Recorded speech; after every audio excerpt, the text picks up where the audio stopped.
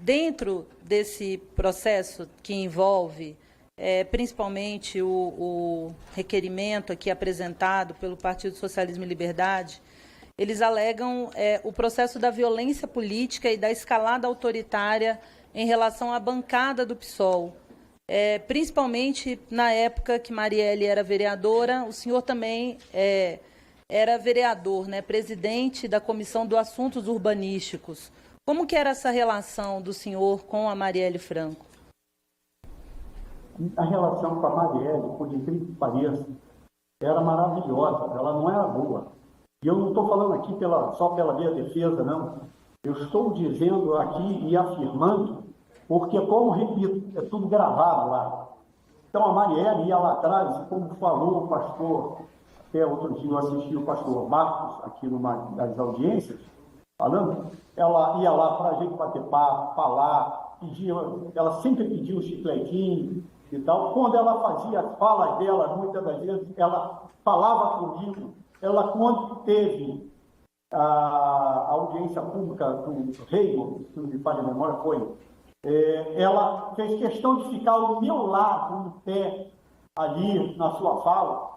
Então, a minha relação com essa jovem sempre foi perfeita. E até uma assessora dela, que está no relatório, né, ela diz que eu era um dos vereadores que defendia e que defendi sempre que a esquerda, que o PSOL tivesse um espaço para falar, não só o PSOL, o PDT, o PT, a esquerda, que eu falava assim, nós temos obra, nós temos tudo, mas eles não têm. Então, eles precisam falar porque o debate ele é saudável.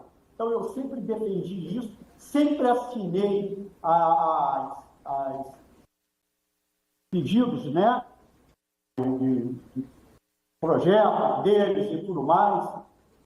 Nunca tive problema nenhum. Inclusive, o professor Tarcísio Mota, como vereador, sabe dessa relação, porque o próprio professor vinha a mim pedir para apoiamento, né? E eu nunca neguei o apoiamento, e eu, como te falo, a gente base de governo.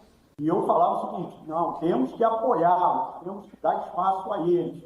Só que quando juntava a esquerda toda, era um número muito pequeno. A época, PDT, PT, PSOL, tudo, muitas das vezes eu acho que estavam 12, 13 vereadores, que se dava pelo menos apoiamento de 17. Né? E aí eu sempre dava um apoiamento e pedia para que outros vereadores também dessem apoiamento.